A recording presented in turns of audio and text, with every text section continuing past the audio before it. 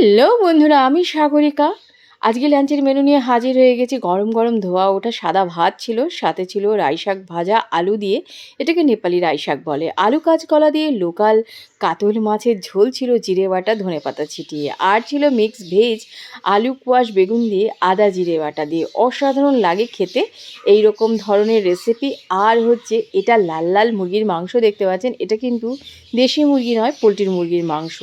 সমস্ত গোটা মশলা ছিল, আদা রসুন এবং পেঁয়াজ বাটা দিয়ে। দুর্দান্ত লাগে খেতে, একটা চটপট সহজ সরল রেসিপি।